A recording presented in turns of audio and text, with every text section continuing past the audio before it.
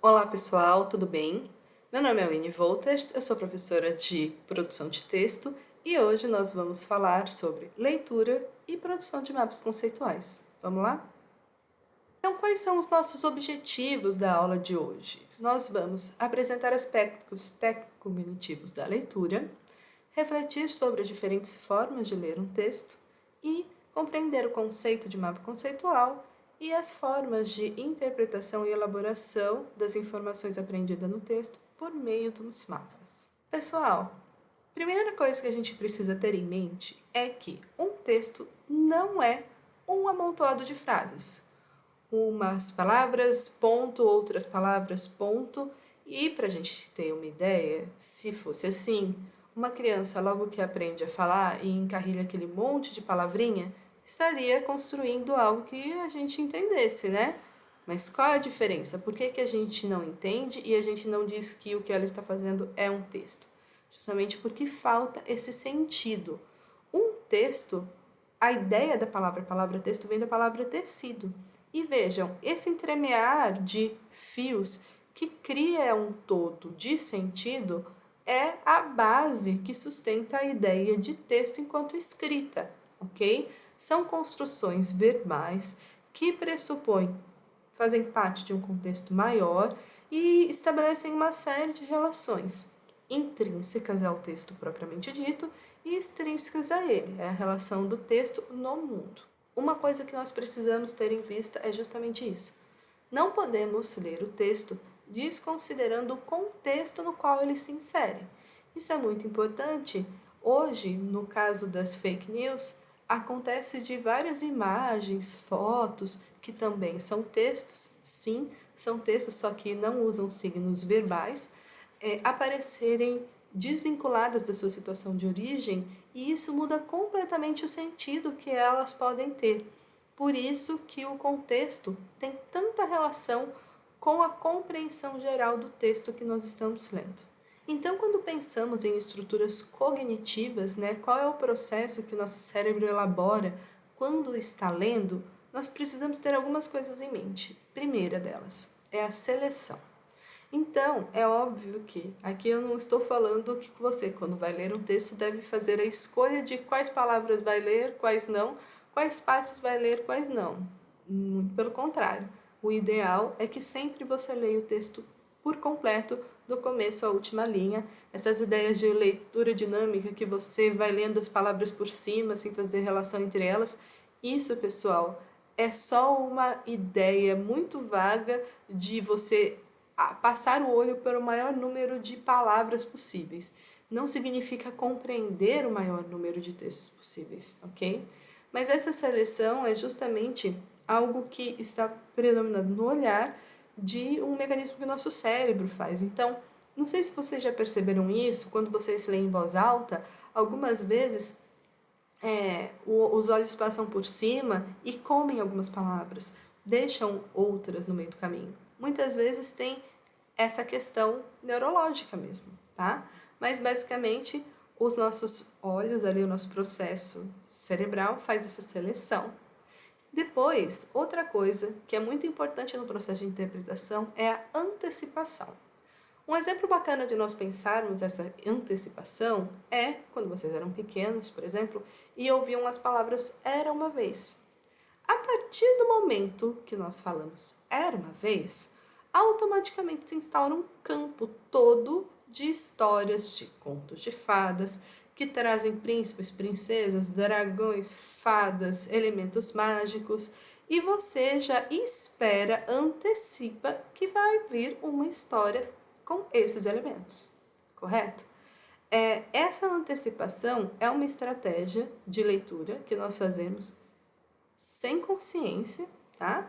E ela ajuda com que nós vamos prestando atenção, vamos tentando relacionar e criando o significado, o sentido desse texto durante o processo de leitura. Da mesma forma, a inferência, que é você estar lá ouvindo a história ou lendo um texto e se depara com uma palavra que você não conhece. O ideal é que você vá para o dicionário, mas por que você não precisa fazer isso em todas as vezes? Justamente porque algumas você consegue chegar ao sentido por meio do contexto em que ela se insere ali. Essas inferências valem tanto para significado de palavras, como mesmo para situações. Tem uma cena famosa naquele livro Memórias Póstumas de Brás Cubas, que é um diálogo apenas com pontos, ponto final, ponto de exclamação, ponto de interrogação, e esse diálogo de Adão e Eva, ele fica todo ali implícito para que o leitor, que vai entender o contexto no qual ele ocorre, esse diálogo ocorre, ele vai chegar à conclusão do que provavelmente aconteceu durante aquela cena. Mas isso é uma inferência que nós fazemos. Da mesma forma, nesse processo também há a verificação. Se no decorrer dessa leitura outras informações surgirem que forem contra essa ideia inicial, há um choque, há um problema. Pode ocorrer? Sim, mas em grande parte das vezes a verificação é justamente no sentido de confirmar o que as nossas antecipações traziam. E quando a verificação ocorre e há essa quebra, também há a surpresa durante a leitura. Os dois mecanismos são usados com frequência na literatura para gerar efeitos de sentido. Então, tenham em mente que o sentido do texto ele não é construído de forma instantânea. Leu e você já entendeu. Ele é um processo. E nesse processo tem as etapas, seleção, antecipação, inferência e verificação, que ele pode ocorrer entre idas e vindas. O que auxilia, então, no processo de leitura, pensando nessas 4 atividades? Primeira coisa é o conhecimento do código linguístico, pessoal. Não tem como nós querermos fazer uma boa leitura sem conhecer bem a língua, e isso pressupõe não só conhecer a construção das palavras, mas também sinais de pontuação, estrutura da linguagem, tudo isso está ligado ao código, ok? Outra coisa são as experiências prévias de leitura. Quanto mais você tem práticas com leituras, por exemplo, de textos técnicos, mais facilmente você vai se identificar com aquela estrutura e vai saber como caminhar por ela, quais informações. Aí, lembram da antecipação? Quais informações você vai encontrar em determinado local? Pensem, um texto, no sentido de texto técnico muito frequente na vida de vocês, é receita de bolo. Quando vocês pegam uma receita de bolo, a primeira informação que vem logo no início da receita é ingredientes? Sim, meus caros. Por quê? Porque antes de dizer como vai ser feita, eles trazem ali o que você vai usar para fazer a receita. Então, todo mundo que vai ler uma receita de bolo acha estranho se não tiver os ingredientes logo de início, tá? Essa é uma antecipação que todo mundo faz porque tem um conhecimento prévio do que seja esse tipo de texto, essa experiência prévia de leitura com receitas. Alguém que está começando agora, uma criança que nunca viu um livro de receita, pega o primeiro na mão, não está habituado, então não vai ter esse estranhamento caso não tenha os ingredientes logo de início.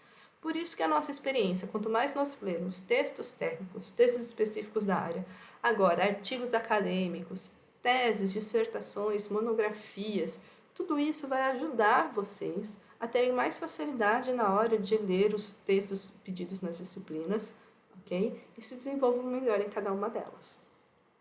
Nesse sentido também, a experiência de vida auxilia muito. Isso porque nós trazemos muito do nosso conhecimento adquirido no decorrer da vida para a leitura.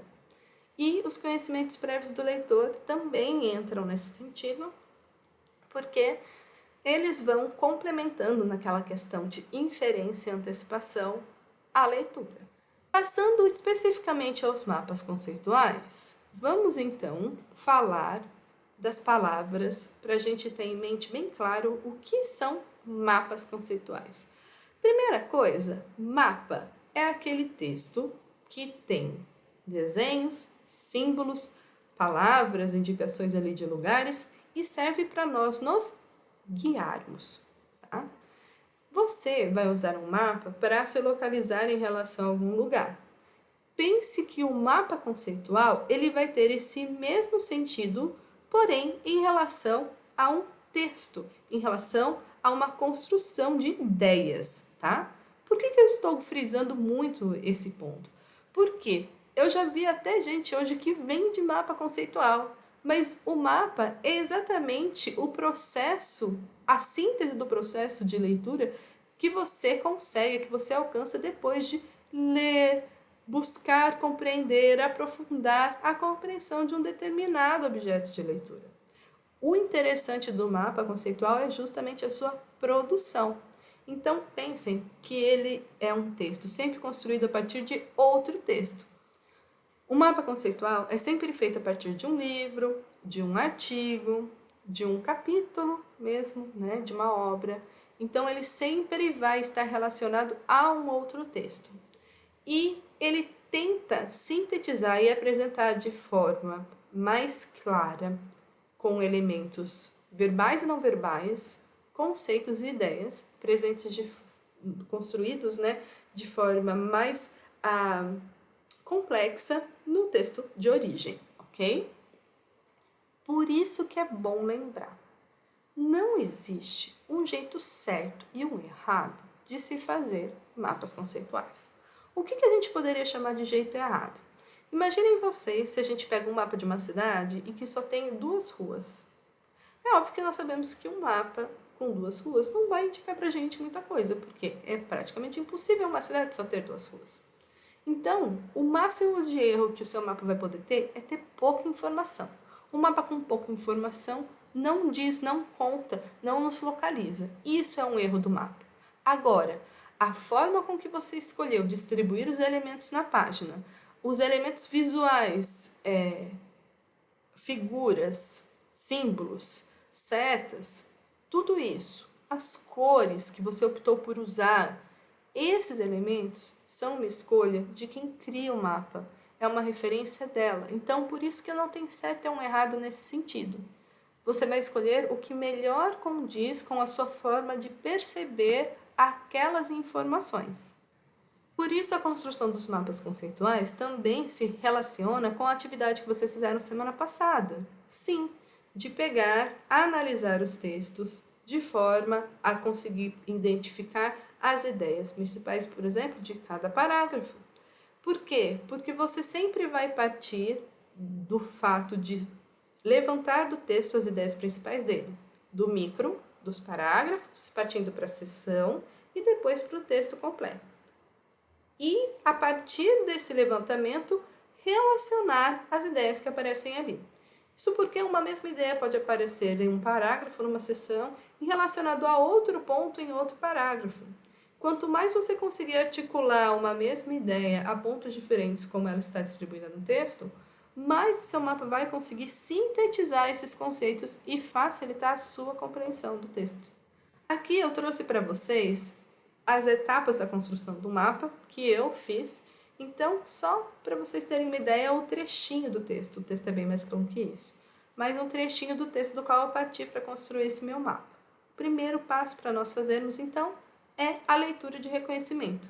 Não tentem fazer um mapa logo a primeira vez que vocês pegam um texto para ler. E é óbvio, porque vocês vão tentar identificar ali conceitos que numa segunda leitura vocês vão ver que não são os mais importantes. O primeiro ponto é reconhecer, é passar, é ter uma ideia do texto como um todo. Identificar os conceitos. Já vimos o texto como um todo? É fato que alguns conceitos vão ter mais relevância do que outros. Aqui nesse caso eu fiz uma espécie de fichamento que vocês também vão aprender a partir de agora. E consiste em levantar os conceitos, destacar o trecho do texto em que eles aparecem e trazer o número da página.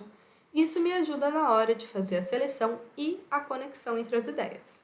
O terceiro ponto seria a seleção das ideias centrais e essa articulação.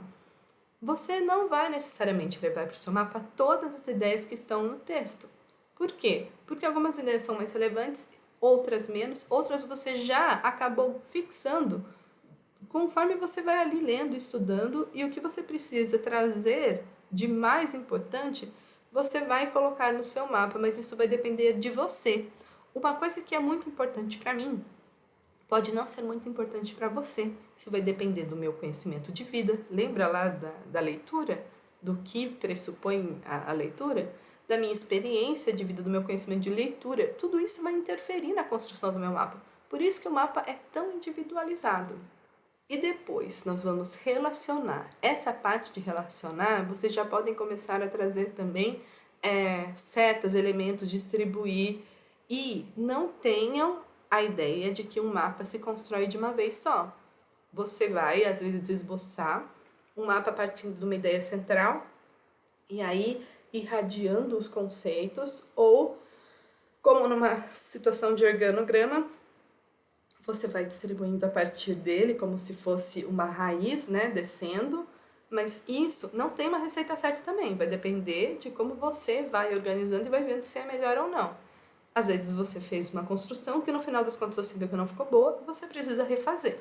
Aqui já tem um exemplo da introdução de elementos não verbais, que facilita, porque quando nós batemos o olho no mapa, é mais fácil você identificar uma ideia, no caso aqui da figura, com um elemento não verbal, que é essa figura geométrica. Então, nesse caso, eu procurei designar figuras como figuras geométricas. Então, aqui, toda vez que aparece uma figura geométrica, eu estou relembrando de uma figura. E aí o tema é a conexão, vejam aqui as setas, entre as figuras. Mas o tema, ele é essa coisa abstrata, que está representada pela forma na cor. Para vocês verem como isso se deu na prática, de um lado que eu falei dos temas, eu usei a cor laranja e algumas nuvens para esboçar justamente essa imaterialidade do tema, que é abstrato. E do outro lado, eu trouxe rascunhos, né, formas geométricas e uma outra cor indicando a figura. Para acabar o meu mapa, eu coloquei aqui as ideias principais conectadas, parte verbal, como vocês podem ver aqui, as setas, parte não verbal, aqui eu consigo ver a relação entre as figuras, o tema, e aqui o tema também vindo associado à palavra, o item não verbal, a cor, a palavra tema. Isso me ajuda, depois de um tempo que eu fiz o mapa, eu volte a consultá-lo e consiga reconhecer o que eu quis dizer nessa circunstância, ok? Pessoal, a aula de hoje, então, buscou mostrar para vocês como ler é uma tarefa complexa que envolve vários elementos, como compreensão do código, contexto, inferência de sentidos, os conhecimentos prévios que você traz enquanto leitor, e todos eles são necessários para a compreensão da obra como um todo. É necessário para você compreender o texto como um todo. Nesse sentido, o mapa conceitual é um instrumento de interpretação, porque ele vem complementar esse processo, sendo uma forma de aprofundamento da leitura, em que vocês vão fazendo um levantamento dos conceitos, a reelaboração desses conceitos a partir da organização que vocês vão ter, da conexão entre eles, e ele, sempre unindo elementos verbais e não verbais, vai servir para vocês conectarem, usarem outros mecanismos do seu cérebro para ativarem aquela informação e conseguirem fixá-la também. Espero tê-los ajudado e nos vemos numa próxima aula.